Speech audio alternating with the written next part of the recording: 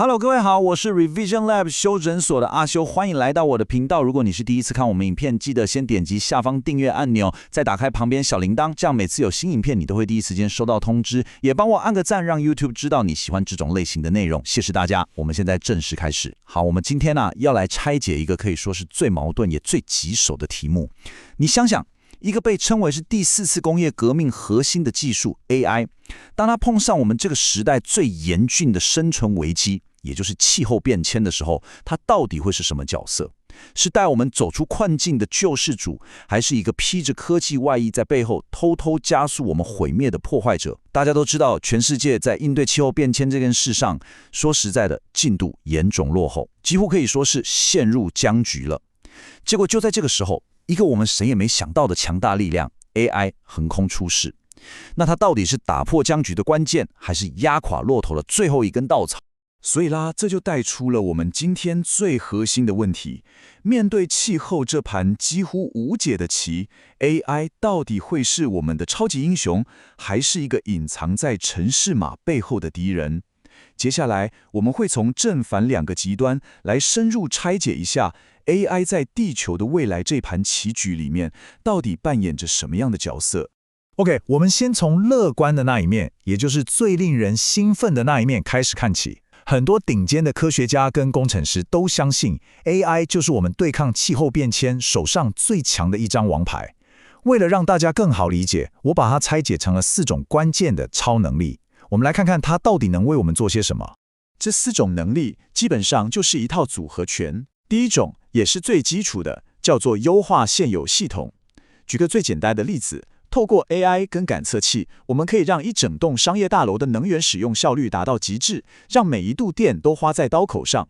白話講，這就是在幫我們節流。第二種能力是預測未來模式，這就厲害了，這等於是在幫我們開源。這對再生能源來說，根本就是改變遊戲規則的存在。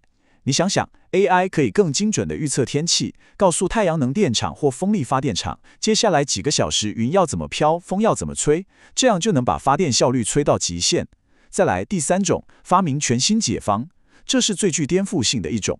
最後一種，則是提供更好的決策資訊，這就像是給我們的政策制定者開了天眼一樣，幫助我們在茫茫的數據大海中找到那條通往永續發展的最佳路徑。剛剛講到第3種能力，發明全新解方，有一個比喻非常驚人，可以幫助我們理解它到底有多強大。我們都知道，以前愛迪生為了發明燈泡，花了整整1年的時間，才測試了幾十種不同的燈絲材料。但是今天 AI 可以在1秒鐘之內，注意哦，是1秒鐘，模擬100萬種甚至還不存在於這個世界上的材料特性。這種速度的跳躍，根本是不同維度的比較了。它正在徹底改變材料科學，讓我們能用過去無法想象的速度找到性能更好的新電池材料，或者是能承受地理高溫高壓的地熱發電新材料。這就是 AI 在加速創新上的顛覆性力量。好，聽到這裡，你可能會覺得 AI 簡直就是萬靈丹、完美解放，對吧？不過事情沒這麼簡單。接下來我們要踩下剎車，來看看這枚硬幣的另外一面。因為這股強大力量的背後需要付出的代價可能遠遠超出我們的想象。我們要談的就是它的能源黑洞，以及隨之而來那道社會不公義的陰影。很多人一聽到 AI， 第一個反應就是哇，超耗電的。沒錯，訓練跟運行 AI 確實是個電力怪獸。但我們先來看一個官方數據。目前全球所有的資料中心用電量大概只佔了全球總用電量的 1.5%。你可能會想，才 1.5%， 聽起來好像還好嘛。但請注意，魔鬼就藏在細節裡。真正的問題從來就不是這個數字本身，而是2件事。第一是它恐怖的成長速度，第二，更重要的是，這個成長趨勢正在被誰拿來當做一個完美的借口。耶魯大學有位專家叫 Michael Gallup， 他提出了一個非常關鍵的洞見。他用了一個詞叫做 stalking horse， 翻成中文就是煙霧彈或是幌子。這是什麼意思呢？就像一個想吃糖的小孩，他不會直接跟你說他想吃糖，他會跟你說：“媽媽，我肚子好餓，我需要補充能量”，來合理化他吃糖的行為。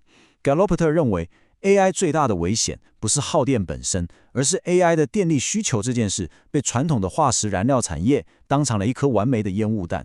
他們會對外大聲疾呼：你看，未來 AI 需要這麼多電，綠能根本不穩定，所以我們必須蓋更多的天然氣，甚至是燃煤電廠，才能確保國家發展。你看，這就成了一個抵制能源轉型、拖延電網現代化的完美借口。接下來我們把鏡頭拉近一點，你會看到一個非常諷刺的畫面。一邊是科技巨頭們在光鮮亮麗的發表會上高喊着要用 AI 改變世界，同時也秀出他們買了多少綠電的企業承諾，形象非常正面。但在另一邊，就在那些資料中心的高牆之外，第一線社區的居民，他們面對的卻是完全不同的故事。他們收到的是不斷上漲的電費賬單，呼吸的是越來越糟的空氣，而且在整個決策過程中，他們的聲音完全被忽略了。這絕對不是我危言聳聽。我們來看一個真實到讓人有點生氣的案例。在美國田納西州的孟菲斯市，Elon Musk 的 XAI 設施為了追求所謂的開發速度，他們做了什麼？他們直接在一個以非裔美國人為主的社區旁邊架設了大量的臨時柴油發電機來供電。更離譜的是，他們還刻意鑽法律漏洞，用週期性運轉的方式，比方說運轉個45天就停一下，來規避法規的審查許可。這就是我剛剛提到的煙霧彈策略，在現實世界中對弱勢社區造成的赤裸裸的傷害。好了，在清楚地看見 AI 的光明與黑暗之後，你可能會覺得有點無力，對吧？那到底該怎麼辦？接下來我們就要把焦點轉向最重要的部分，因為很明顯的，光靠技術本身並不能保證我們會走向一個好的未來。我們需要一座橋梁來走完從科技潛力到永續現實的這最後一里路。專家們普遍認為，這座橋梁需要有幾個關鍵的支柱共同構成。首先，最上層的設計需要有強而有力，而且一致的政策框架來引導方向。再來，有了規矩之後，就是企業的責任，不能只是喊喊口號、做漂亮的 CSR 報告就沒事了，必須要有真正的問責機制。同時，在執行的層面，AI 專家和氣候專家必須打破各自的同溫層，進行跨領域的深度合作，不然就會是外行領導內行。為了讓合作順利，我們還需要建立新的機構來處理最棘手的資料共享跟隱私保護問題。而這一切的基礎也是最重要的一點是，在任何專案的最初期，就必須讓所有利害關係人，特別是會受到直接影響的當地社區，能夠公平地坐上談判桌。不過，除了這些由上而下的政策設計，還有一股力量正在崛起。我個人覺得這點非常令人振奮。這是一股由下而上的反制力量。它證明了 AI 不應該只是大企業和政府的專屬武器，它同樣可以成為賦予一般公民權利的工具。我们來介紹第一個工具，叫做 Pepper 胡椒。這是耶魯大學開發的，它的功能非常酷。它解決了一個普通人最大的痛點。你有沒有想過要對政府的環境政策發表意見，但你根本不知道那些法律術語該怎麼寫？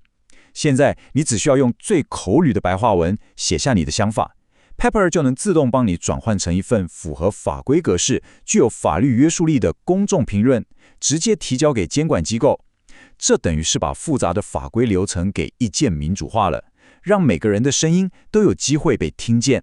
第二個工具叫做 Cake。如果說 Pepper 是賦予個人聲音，那 Cake 就是武裝整個社區。這個工具是專為那些正直接面臨氣候威脅的第一線社區所設計的。它可以針對社區的具體情況，用 AI 快速建立一個客製化的行動資訊平台，從分析污染源頭在哪裡，到找出該負責的決策者是誰，再到整理過去政府或企業做過哪些相關承諾，所有資訊一目了然。這等於是給了社區一個專屬的 AI 軍師和資料庫，讓他們在對抗不公義的時候，手上能有真憑實據。好，在我們進入最後的結論之前，先快速整理一下今天聊到的幾個重點。第一 ，AI 是一把雙面刃，潛力跟風險是並存的。第二，它真正的危險不只是耗電，而是被當成化石燃料產業的煙霧彈。第三，光有技術絕對不夠，我們需要聰明的政策和跨領域的合作。第四，一股新的公民科技浪潮正在崛起，用 AI 來賦權給社區。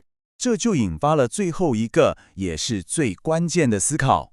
我們手上握着 AI 這個前所未有的強大工具，到底是要用它來優化一個已經破碎不堪、充滿不公的舊系統，讓它運轉得更有效率一點，還是我們有勇氣用它來發明一個真正全新的、更公平、更永續的新系統。